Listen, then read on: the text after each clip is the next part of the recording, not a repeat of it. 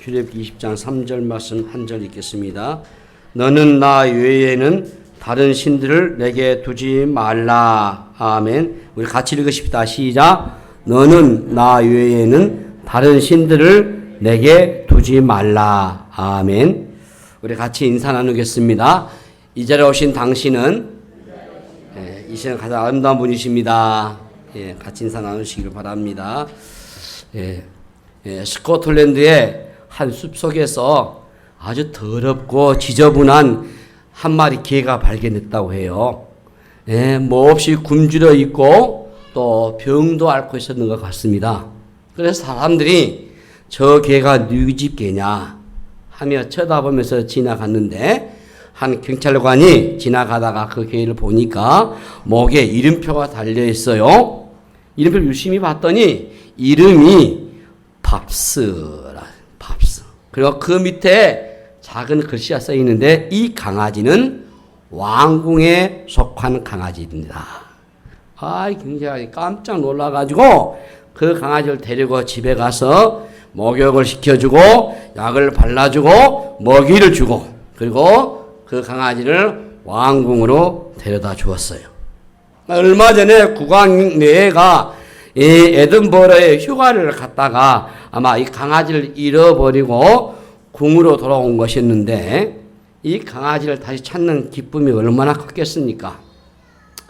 개도 네 집 개냐 이게 중요하단 말이에요. 이 개가 왕궁 소속의 개였기 때문에 아무도 함부로 대할 수가 없는 겁니다. 소유주가 누구냐가 중요한 거죠.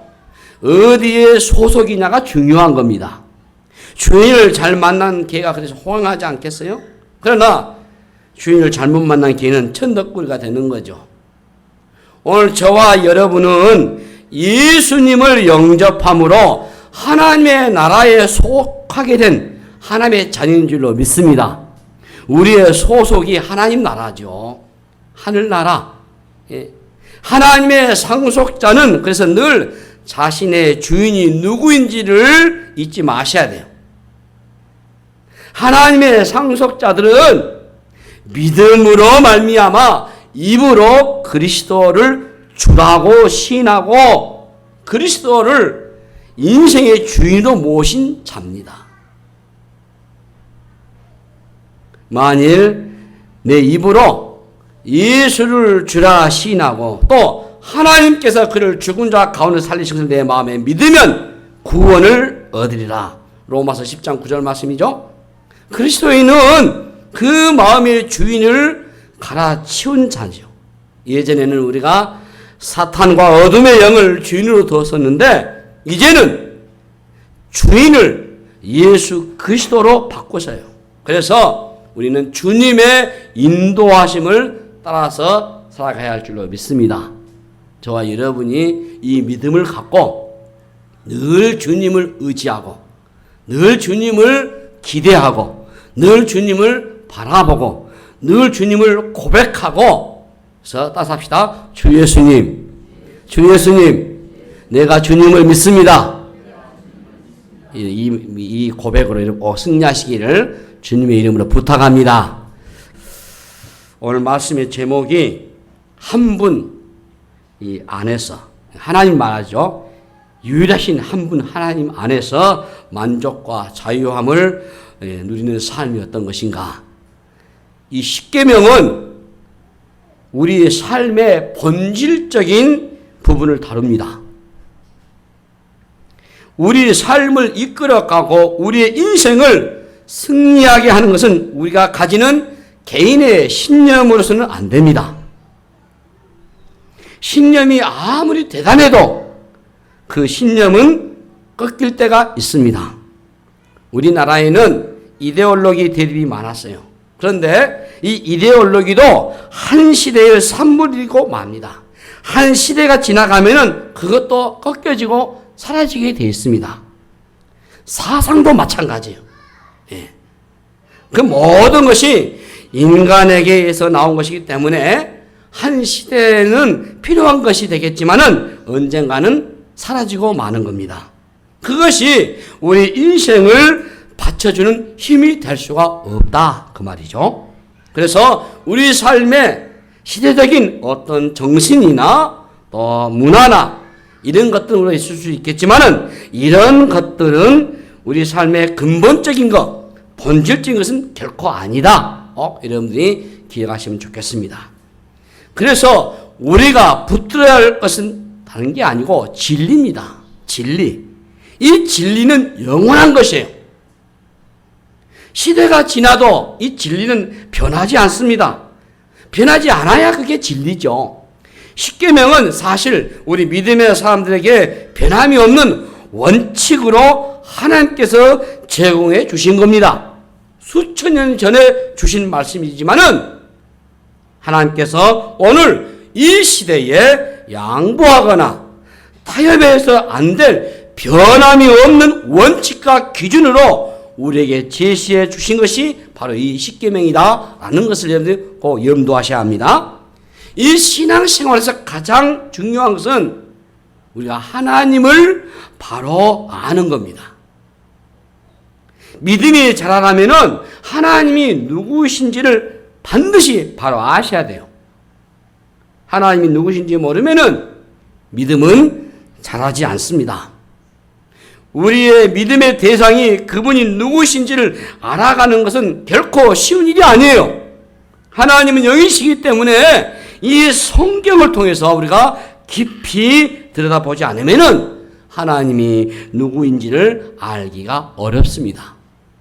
우리는 성경을 통해서 하나님을 배워가야 합니다. 그래서 우리의 신앙의 어려움은 하나님에 대한 이 이해의 부족, 그리고 그분에 대한 오해에서 일어날 때가 참 많이 있다 하는 겁니다. 십계명을 대할 때 우리에겐 하나님에 대한 기본적인 이해가 먼저 필요합니다. 그래서 오늘 우리 본문의 3절의 1계명이 하나님 외에는 다른 신을 내게 두지 말라. 이 말씀을 하신 분이 누구신지를 아셔야 돼요. 출애굽기 20장 5절을 보시면은 내 하나님 여호와를 질투하는 하나님이다. 자, 우리는 질투라는 이 단어를 보면은 남녀간의 사랑, 특별히 삼각관계를 생각하는데 하나님의 질투는 다른 겁니다. 그게 아니에요. 다른 신들과의 대립관계 속에서 독점을 하기 위한 그런 강요가 아니고 하나님의 당신의 백성들 향한 마음을 표현한 것이에요. 이 질투한다는 이것에서 하나님이 우리와 어떤 관계를 맺고 싶어 하는가를 이런데 보셔야 됩니다. 통상적인 관계가 아니고 굉장히 깊이 있는 관계를 맺고 싶어 하는 하나님이시다라는 것을 아셔야 돼요. 하나님은 우리를 특별한 관계로 초대하셔요. 하나님이 다른 신들보다 더 많은 사랑을 독차게 하기 위한 그런 강요가 아니라는 것이죠. 구약 성경을 보시면은 하나님이 아주 잔인하게 내비칠 때가 있습니다. 특별히 여러분들이 읽으셨겠지만 여호수아에서 보게 되면은 하나님이 이스라엘 백성들에게 가나안의 7 족속을 멸절하라, 다 죽여버려라 라고 하셔. 아주 잔혹하고 잔인한 하나님으로 비춰지죠. 하나님은 과연 전쟁의 신이고 잔혹한 분이실까요, 여러분? 우리는 성경을 통합적으로 읽고 이해를 하셔야 돼요. 하나님은 생명을 귀중히 여기시고 한 영혼을 천하보다 더 귀하게 여기시는 분이신데, 그렇게 한 생명을 귀중하게 여기시는 하나님이신데 이 가나안의 7 족속을 다 멸하라? 하나님이 어떤 하나님일까요? 하나님끼리 충돌하거나 성경끼리 충돌하는 것입니까? 여러분, 결코 그렇지 않습니다. 요한일서 4장을 보시면은 하나님은 사랑이시라 했어요. 그렇다면은 가나안의 족속들을 무참하게 죽이도록 명령하신 하나님과 어떻게 조화를 이룰 수 있겠습니까? 언뜻 보면은 이율배반적인 하나님으로서 오해할 수가 있겠지만은 자세히 들여다보면은 그 안에 하나님의 사랑이 있단 말이에요. 하나님의 백성들이 들어간 이 가나안의 뿌리 깊은 문화 중에 하나가 우상 숭배죠. 특별히 그 가나안 땅에는 몰록이라고 하는 몰렉신이 있어요. 그 땅에 섬겼던 우상 가운데 이 몰렉신은 자식을 잡아가지고 죽여서 제단에 올려놓는, 다시 말해서 자식을 제사로 드리는, 잡아 죽이는 그 문화입니다. 이 문화가 우리나라도 있었더라고요. 제주도에서는 처녀를 바치는 그런 제사가 있어요. 지금은 없어졌지만은, 또 물질적인 번영을 기원하는 이 바알과 아세라를 섬기는 곳이기 때문에 성적인 아주 문화가 문란한 그런 문화가 차있었습니다.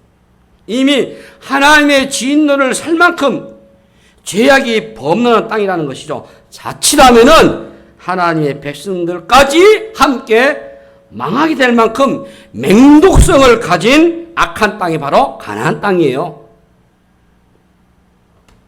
물질적으로 번성하고 젖과 꿀이 흐르는 땅이었지만은 그 가나안 땅 안에 깊이 뿌리 박혀 있는 이 우상 숭배 안에 사악한 문화가 있어가지고 하나님의 심판을 충분히 받고 남는 곳이 그곳입니다.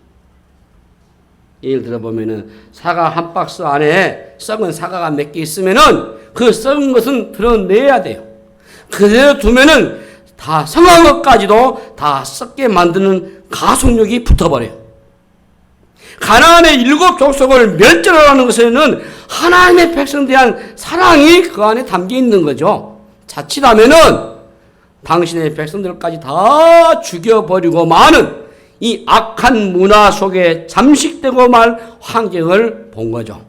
우리는 악이 주는 영향력, 이 죄의 심각성을 놓쳐서는 안 됩니다. 아말렉 족속의 멸절하는 이 명령은 악에 대한 하나님의 심판이지 편견에 의한 인간의 청소와는 다른 거예요. 왜 하나님은 다른 신을 두는 것에 대해서 그렇게 예민했습니까, 여러분?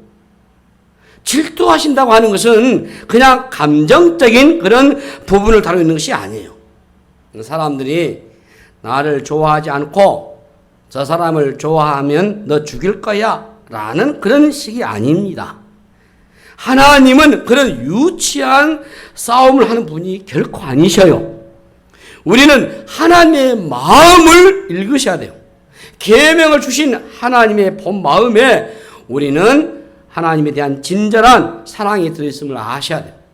우리가 계명을 지키든 지키지 않든 간에 하나님의 영광과는 전혀 영향이 없습니다. 인간의 편에서 어떻게 하든지 간에 그것은 하나님의 속성에는 전혀 영향력을 줄 수 없습니다. 그럼에도 하나님은 이렇게 다른 신을 두지 말라라는 이유는 하나님과 하나님의 백성 간의 관계 때문에 그런 겁니다. 그래서 이스라엘 백성과 하나님의 관계를 주로 남편과 아내 이 관계로 비유할 때가 있어요. 나는 너희의 남편이다. 네. 남편의 사랑 안에는 질투가 있잖아요. 그런데 그 질투는 다른 사람들과의 관계보다 더 중요한 것은 아내를 내가 책임지겠다라는 강력한 의지가 그 안에 들어있는 거 아닙니까? 당신의 백성을 향한 그 사랑이 바로 일계명이 주는 메시지의 핵심인 것이에요.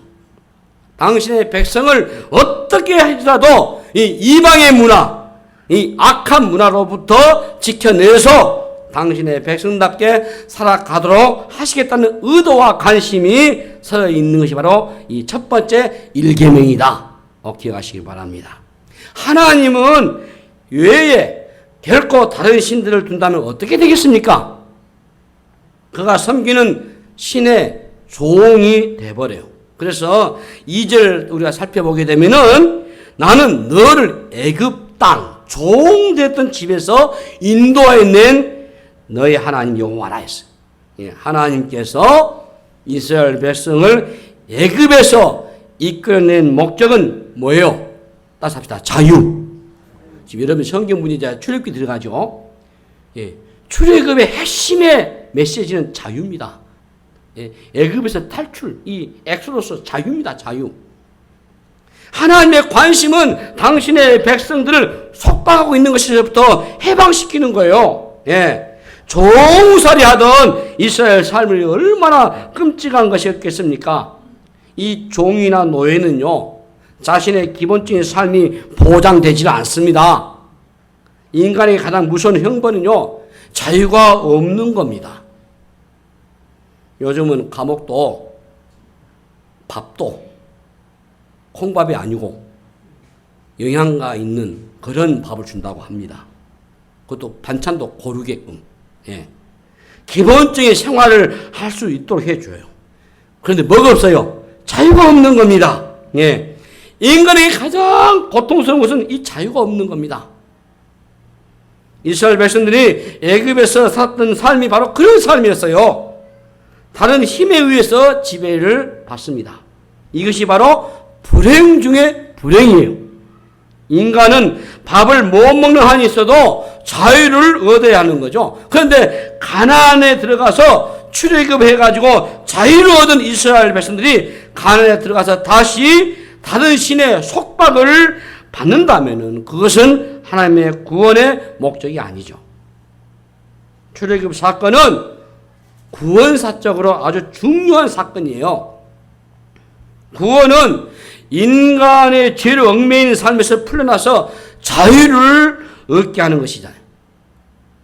죄의 구속으로부터 자유케 하는 것, 그것이 바로 출애굽의 의미입니다.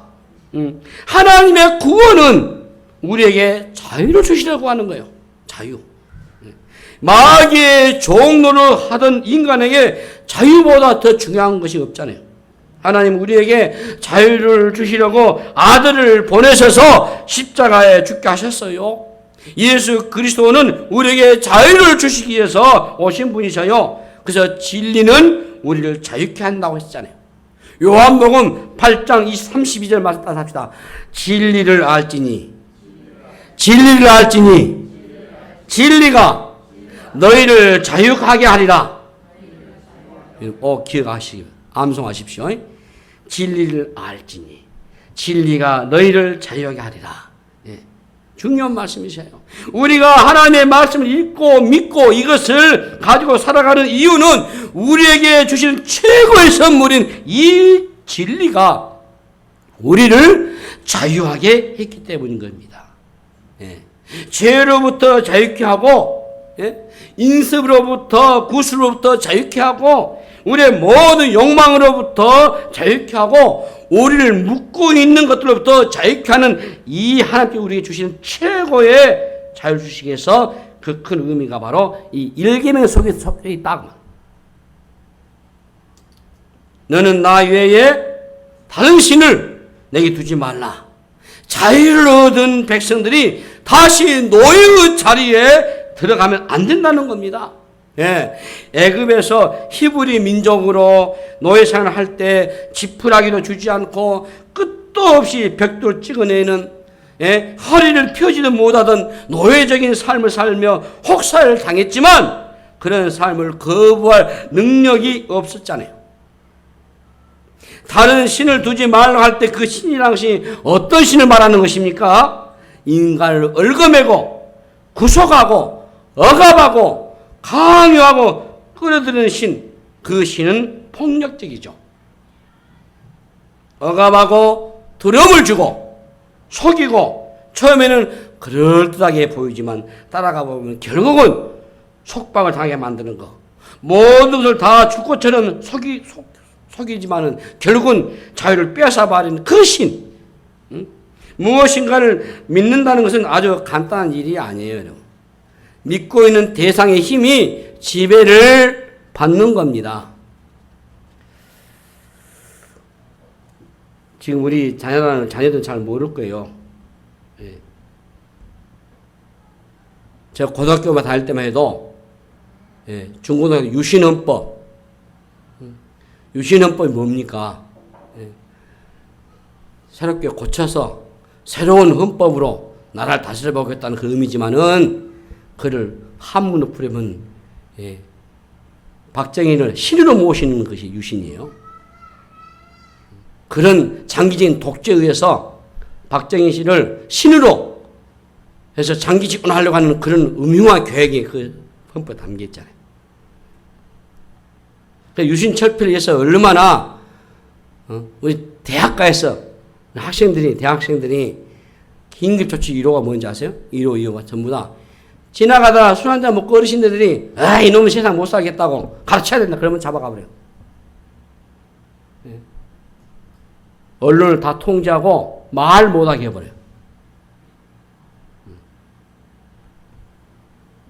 무섭습니다. 다른 신을 섬길 때에 그 섬길 대상에 매여서 끌려다니는 거. 자, 오늘날 사람들은 무엇인가 얽매여 있고 끌려가고 있어요. 자기가 살고 싶은 삶을 살지를 못합니다. 이 돈과 인기, 권력, 여자나 남자 등등 무언가에 매여져 있어요. 한번 매이면은 빠져나올 수 없어요. 시작은 내가 해도 나중에 내가 할 수가 없습니다. 우상을 숭배하게 만들고 무릎을 꿇게 만들어버려요. 자기의 삶을 살지 못하도록 억압해버려요. 그것이 바로 우상의 힘이에요. 오늘날 사람은 자신이 처음에는 자기가 좋아하는 것을 선택하지만은 누르다 보니까 내가 거기에 속박을 당합니다. 나중에는 거기에서 자유를 얻지 못해요. 우리가 그것을 뭐라 합니까? 중독이라고 해요. 중독. 이 중독도요, 일종의 우상숭배입니다. 내가 좋아하고 거기에 무엇을 쏟아붓습니다. 하다 보니까 이게 얽매여 있어요. 사로잡힌 겁니다. 그 속박에서 나중에는 벗어나지 못하고 그 안에 완전히 사로잡혀서 살아가죠. 내 자유가 빼앗겨버린 겁니다. 그래서 중독은 일종의 우상이라고 볼 수 있어요. 그것에 눈독을 들이고 몸과 마음이 그것에서 빠져나오지는 못합니다. 싫어도 거부할 수가 없어요. 속박을 당하면 자유를 잃습니다. 비참해지는 거예요. 하나님은 하나님 한 분 안에서 만족을 누리기 원하셔요. 왜 하나님께서 하나님 외에 다른 신을 내게 두지 말라고 하는 것인지 우리가 이해를 하셔야 돼요. 하나님이 우리에게 주신 자유를 뺏기면 안 된다는 것입니다. 노예 생활로 돌아가면 안 되는 거 아니에요? 자유를 누리는 길은 오직 한 분 하나님만 섬겨야 한다는 것입니다. 하나님 한 분만 온전히 섬길 때만이 모두 얽매인 것으로부터 자유를 누리게 하셔요. 그런데 사람들은 왜 다른 신들을 두려고 합니까? 하나님 한 분만으로 만족할 수 없다고 생각하기 때문에 그래요. 자, 우리 시대의 특징 중에 하나가 이 만족감이 없는 거예요. 이전보다 많이 가졌는데도 만족이 없어요. 심각한 결핍 증세에 빠져 살아가고 있습니다. 부족해서 불만족에 빠지는 것이 아니에요. 너무 많아서 그럽니다. 자, 요즘 우리 아이들에게 무엇을 먹을래? 라고 묻지 않지요. 선택이 너무 많거든요. 옛날에 어땠습니까? 옛날에 놀고 싶으면 엄마들이 야 와서 밥 먹어라! 하면은 가서 밥을 먹습니다. 뭐 먹을 건데? 라면 어때요? 그러면 굶은 거예요. 선택이 없는 겁니다. 요즘 교회도 저는 마찬가지로 봐요. 옛날에는 시골 동네에도 교회에 하나 있으면 그곳에 나가잖아요. 요즘 선택이 참 많아요. 인터넷을 통해 가지고 많은 설교도 듣고 구분해서 자기가 선택을 하죠. 선택이 참 많습니다. 모든 것이 그렇습니다. 국가도 이제는 선택하는 시대 아닙니까? 해외에 나가서 이민 생활하던 이 디아스포라가 무려 700만 명이에요. 700만 명. 이 포스트 모던 시대는 선택이 요즘 시대가 포스트 모던 시대입니다. 다원주의 시대예요, 요즘 시대가. 선택이 다양해요. 꼭 하나만 고집하지 말고 다양한 것을 선택하고 누리라고 부추기잖아요. 마치 신을 선택하는 것도 시장 경제 원리가 적용되고 있는 듯이 조장하지 않아요. 하나님 한 분만 믿어가는 것은 무시한 얘기고 편견이고 독선이라고 말하죠. 결국은 신은 선택을 당하는 입장에 놓이게 된 겁니다. 그래서 오늘날 이 종교다원주의자들은 종교는 겉으로 보면은 서로 달라 보이지만 안에 들어가 보면은 다 똑같다 이렇게 주장을 해요. 궁극적으로 모든 종교는 구원에 이르는 동등한 길을 제시하고 있다고 그들은 주장하죠. 기독교에만 구원이 있다. 이것은 독선적이고 종교 간의 전쟁을 만드는 그런 비극적인 제시를 한다고 주장을 해요. 그래서 분쟁의 실마리가 있다고 말하죠. 상당히 그럴듯하고 지성적이고 논리적으로 보여집니다. 지금 우리를 둘러싼 주변에서 심각하게 일어나고 있는 것이 이 실질적인 문제가 그렇습니다. 이 종교다원주의는 때로는 기독교 내에서도 심각한 논쟁이 일어나죠. 이 종교다원주의의 주장은 모든 종교가 동등하게 진리와 구원에 이른다고 말합니다. 예? 이것은 또 다른 형태의 종교라고 말하죠. 그래서 이 종교다원주의의 주장 자체가 새로운 종교를 만든 겁니다. 겉으로는 중립적인 입장에 있는 것처럼 보이겠지만은 종교 간의 화해를 시도하는 것으로 보이고, 예? 또 모든 것이, 예? 좋은 것이 좋다는 식으로. 자기가 믿는 신앙의 정체성을 포기하고 무엇이 다 좋은 거에 손들라고 그러면서 강요하는 것은 모순이지 않겠습니까? 이 종교다원주의자들의 또 다른 종교를 강요하는 것이나 다름이 없잖아요. 우리가 다른 종교에 대해서 배타적인 태도를 갖는 것은 옳지 않다고 봅니다. 상식적으로 봐도. 예? 예를 들어서 절에 가가지고 막 찬송을 막 불러본다거나 심지어 땅받기를 막 해가지고 하는 건 옳지 않죠. 예? 당군교 앞에 가가지고 당구상 막 목을 막 부러뜨려버리고, 예? 그 밑에다가 막 십자가를 놓아버리는 거. 그것은 비상식적인 행동 아닙니까? 예? 그래서는 안 된다고 저는 봐요.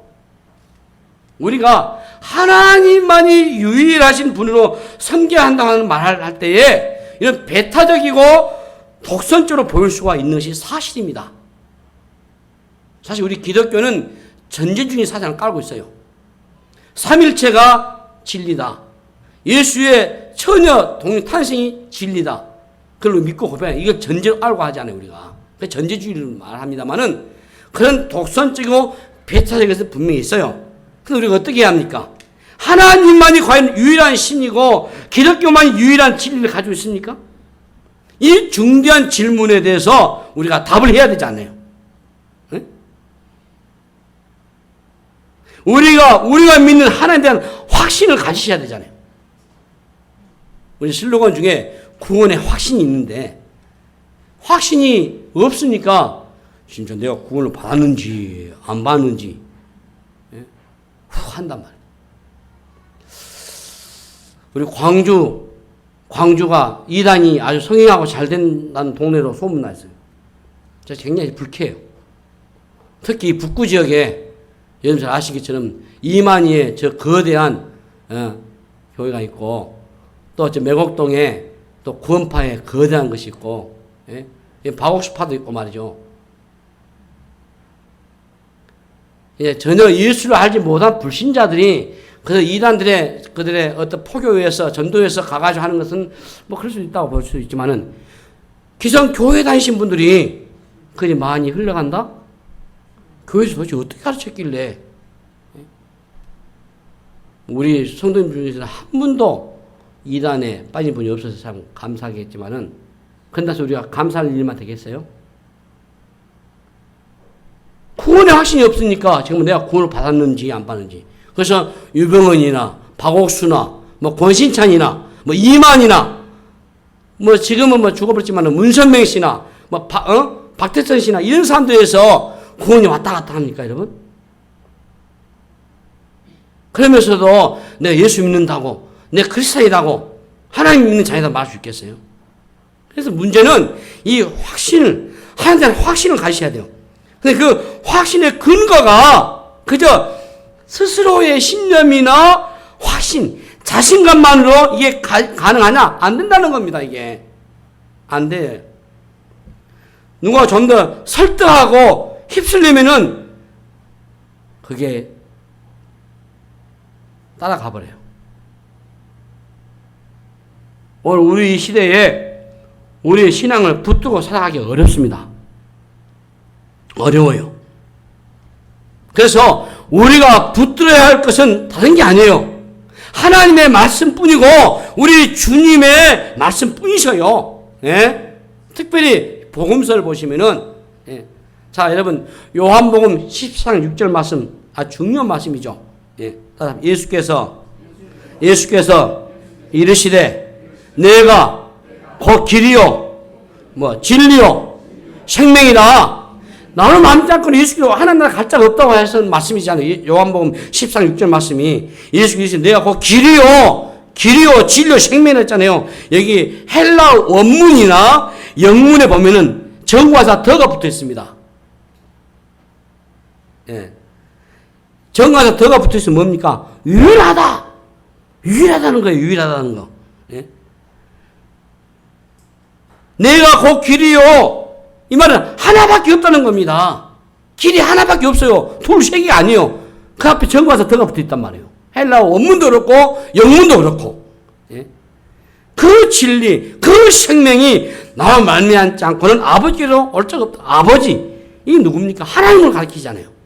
한 분을 강조하는 거예요. 하나님 외에는 다른 길을 제시한 것이 없어요. 하나님께로 올 자가 없다고 했잖아요. 예수 그리스도께서 내가 곧 길이요 진리요 생명이니 나와 만남지 않고는 아버지께로 올 자가 없느니라 말씀하셨잖아요. 우리가 믿는 하나님은 코란의 하나님, 유대교가 믿는 그런 하나님이 아니셔요. 여러분 달라요. 이슬람교 코란도 우리 같은 믿는 하나님이고 유대인들이 하는 하나님 우리가 같은 하나님이고 우리가 성이 똑같으냐 이런 식으로 하면 곤란해요. 여러분 틀려요. 결정적인 차이는 하나님의 아들 예수 그리스도의 십자가를 통한 구원의 길이 있는 거예요. 네. 구원은 오직 예수 그리스도 통해서만 가능합니다. 그걸 지금 말씀하고 있잖아요. 하나님이라고 하는 이거 같은 하나님이 아니에요. 네. 우리의 죄를 대신해서 아들을 십자가에 죽게 하신 그 하나님이 바로 저 여러분이 믿는 하나님이신 줄로 믿습니다. 우리는 죄인이고 이 죄의 문제를 해결할 길은 우리로서는 할 수 없고 그 죄를 해결하기 위해서 유일하게 하나님이 그 아들 예수 그리스도를 십자가에 매달아 죽게 하심으로 우리의 대속의 죽음을 죽게 하셨습니다. 그래서 그 아들을 통해서만 나에게로 오게 하시는 그 하나님 그분의 길이고 진리고 생명이신 십자가의 죽으심과 부활이 우리의 복음 중에 중심이다 그 말이에요. 그 외에는 우리의 죄 문제를 해결할 힘이 없어요. 그러니까 인간론이나 이 죄론이나 신론이나 이런 부분에서 근본적인 차이가 나버린 거예요. 물론 이것을 가지고 타 종교인들과 충돌을 일으키거나 싸우거나 너희는 엉터리다라고 말하면서 비상식 행동을 해서는 안 되죠. 자, 여호수아가 백성들 앞에서 단호하고도 진정히 선포합니다. 여호수아 24장 15절 하반절에 보시면은 여호수아가 가나안을 정복하고 모든 사역을 끝마치면서 마지막 송별 설교를 할 때 이 말씀을 해요. 자, 너희가 섬길 자를 오늘 택하라. 오직 나와 내 집은 여호와를 섬기겠노라. 자, 여러분 믿음은 뭐예요? 선택입니다. 믿음은 선택이에요. 답은 하나지 둘이 아닙니다. 출애굽에서 가나안 정복까지 이르기까지 하나님의 인도였고 하나님의 도우심으로 가나안을 정복했습니다. 그런데 이 정복보다 더 중요한 것이 바로 오늘 섬길 자를 너희가 선택하라 라는 것이에요. 애굽에서 젖과 꿀이 흐르는 가나안에 들어온 자체가 중요한 것이 아니고 가나안에 살든 어디에서 살든 중요한 것은 섬길 자를 선택하는 겁니다. 만약에 섬길 자를 온전히 선택하지 않는다면 가나안의 의미가 없어진다는 거죠. 왜 하나님만 섬기라고 합니까? 왜 그렇게 배타적으로 하나님만을 고집합니까? 그것은 이스라엘이 하나님을 떠나는 순간 불행이 찾아오고 그들은 그 땅의 문화 속에서 또 다른 종이 될 수밖에 없기 때문이죠. 그 백성은 너무도 사랑하시기 때문에 오직 하나님만 선택하고 가나안에서 참된 복을 누리라고 나 외에 다른 신을 두지 말라라고 하신 겁니다. 오늘날 우리의 시대는 목마르고 채워지지 않는 불만족을 겪고 있습니다. 왜 그렇습니까? 오직 하나님만이라고 말할 수 없기 때문에 하나님을 대체할 만한 것들이 너무 많아졌어요. 하나님을 대신하는 우상들이 너무 많아졌어요. 하나님 외에 다른 신들이 너무 많아졌어요. 하나님을 하나님으로 모셔드리지 않으면 그 순간부터 세상에 보이는 모든 것이 신이 될 수가 있습니다. 하나님을 떠난 인간에게는 어떤 것도 신이 될 수 있습니다. 눈에 보이는 어떤 것도 신이 될 수 있습니다.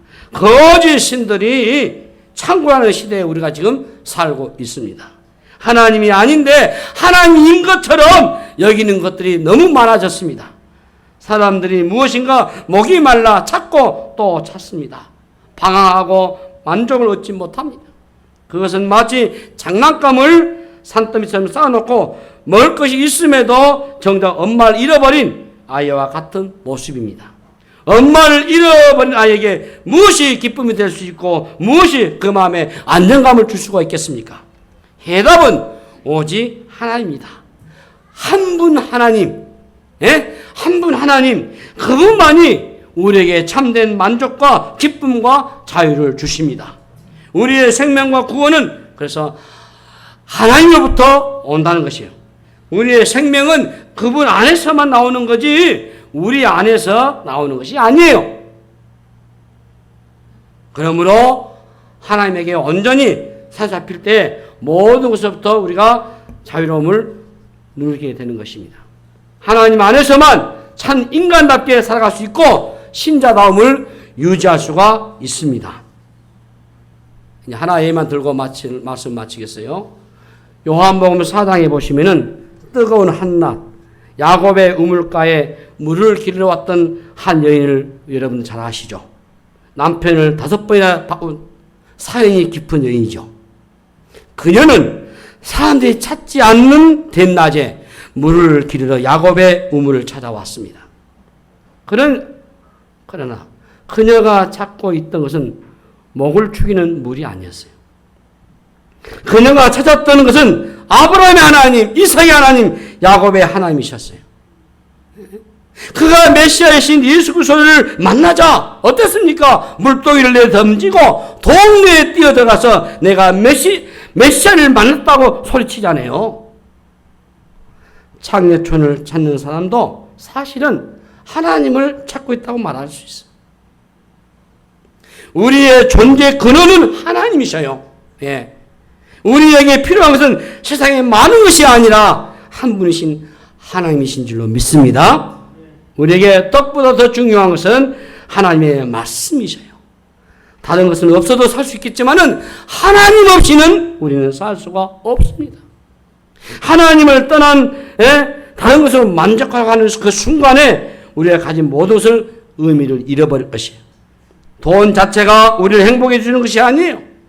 하나님을 섬길 때 하나님 안에서 그 돈은 가치가 있어지고 의미가 부여될 수 있습니다. 하나님 안에서 모든 것은 의미가 있고 가치가 있는 거예요. 예. 오늘 현대 사회가 지금 코너에 몰려 있다고 생각합니다. 벼랑 끝에 서 있는 사람들이 너무나도 많습니다. 열심히 살고 무엇인가를 쫓고 또 쫓지만은 행복은커녕 마음은 공허해지고 우울증과 자살 충동에 시달리는 사람들이 얼마나 많이 있습니까? 하나님 외에 다른 신을 둔 결과라고 보죠. 하나님은 질투하는 하나님이셔요. 적과 꿀이 흐르는 가나안 땅의 입성과 정복의 모든 과정의 키는 하나님이 쥐고 계셔요. 핵심은 그 백성이 하나님만을 섬길 것인가에 이스라엘의 운명이 달려있던 것입니다. 다른 신을 섬기는 날에는 질투하는 하나님이 그들을 용납할 수가 없습니다. 우상을 섬기는 순간 이스라엘은 모든 것을 다 잃어버리고 말 것입니다. 그러나 하나님만을 섬긴다면은 하나님은 모든 것을 동원해서 그 땅에서 영원히 복을 누리게 하십니다. 거대한 싸움은 바로 여기에 있는 겁니다. 예, 딱 하나입니다. 지금 1계명에서 우리의 싸움이 있어요. 이것을 붙들면은 모든 질서가 새롭게 잡힐 수가 있고, 이랬던 것을 회복하여서 우리의 삶이 하나님의 은혜 안에서 참 자유와 만족과 기쁨을 누릴 수가 있습니다. 나 외에는 다른 신을 섬기지 말라. 그것이 너희의 행복이고 너희의 기쁨이고 너희의 만족이라고 하는 것이에요. 하나님을 나 여호와를 떠나서 다른 신을 섬기는 동안에는 너희가 정복했던 가나안은 너희들에게 축복이 될 수 없다고 하는 거죠. 모두 운명이 바로 거기에 달려 있습니다. 누구를 섬길 것인가? 얼마나 내가 열심히 살아가는가가 중요한 것이 아닙니다. 내가 섬기고 있는 그 섬김의 대상에 따라서 우리의 의미의 삶의 태도가 달라져 버릴 것이고, 그 섬김의 대상에 따라서 우리가 가지고 있는 삶의 모든 것들은 의미와 가치가 달라져 버릴 것입니다. 그래서 여러분, 1계명의 핵심은 다시 합시다. 하나님 한 분만을 진심으로 사랑하라. 이 명령인 것이에요. 세상을 사랑하지 않으려고 애를 쓰는 것으로 부족합니다. 하나님을 진심으로 사랑할 때 우리는 속박으로부터 모든 것부터 자유를 얻게 됩니다. 하나님을 사랑하는 마음을 놓치는 순간 세상의 잡다한 것들에 여러분 끌리게 다니게 될 것입니다. 하나님 한 분 놓치게 되면은 우리의 생각도 우리의 마음도 천갈래 만갈래로 나누어져서 나를 괴롭히게 할 것입니다. 전적으로 하나님을 사랑하고 섬기는 일에 모든 것을 거시는 여러분 되시기를 바랍니다. 하나님 한 분만으로 만족하면은 모든 우상으로부터 여러분 자유를 얻습니다. 하나님과 우리 사이에 어떤 것도 끼어들어서는 안 됩니다. 하나님의 자리에 그 다른 어떤 것도 올려놓지 않기를 바랍니다. 거짓 신들로부터 돌이키시기를 바라고요. 하나님과 비교할 수 있는 것은 아무것도 없다는 것을 꼭 명심하시기를 바랍니다. 눈에 보이는 사물과 이 세상의 어떤 것들은 하나님을 삼지 않으시고 오직 하나님께만 여러분의 시선을 고정시켜가지고 그 은혜, 그래서 오늘 너희는 마음을 다하고 뜻을 다하고 목숨을 다해서 너희 하나님을 사랑하라. 이것이 그거 첫째 되는 계명이라 이 말씀을 여러분의 가슴에 깊이 새겨야 할 줄로 믿습니다. 오직 하나님 안에서 자유를 누리는 그런 삶을 누리시기를 바라면서 하나님을 붙잡을 때에 모든 것은 더 이상 우리를 강요할 수가 없습니다. 우리를 속박할 수가 없습니다. 하나님 안에서 자유를 누리는 것, 그것이 바로 행복이요 축복이요 우리에게 주시는 참된 만족인 줄로 믿습니다. 나 외에 다른 신을 내게 두지 말라. 오직 하나님만을 섬기며 살겠습니다. 라는 이 고백과 선포가 하나님의 놀라운 은혜를 여러분 모든 성도들과 여러분의 가정과 여러분의 전 삶 속에서 영역에서 하나님의 회복을 경험하는 은혜가 되시기를 주님의 이름으로 축복합니다. 기도하겠습니다. 하나님 아버지, 은혜를 감사합니다. 이 1계명 깊이 우리 깨닫고 이 의미를 새기고 오직 하나님 한 분만을 전심으로 사랑하는 저들 되게 하옵소서. 감사하옵고 우리 구주 예수님으로 간절히 기도하옵나이다. 아멘.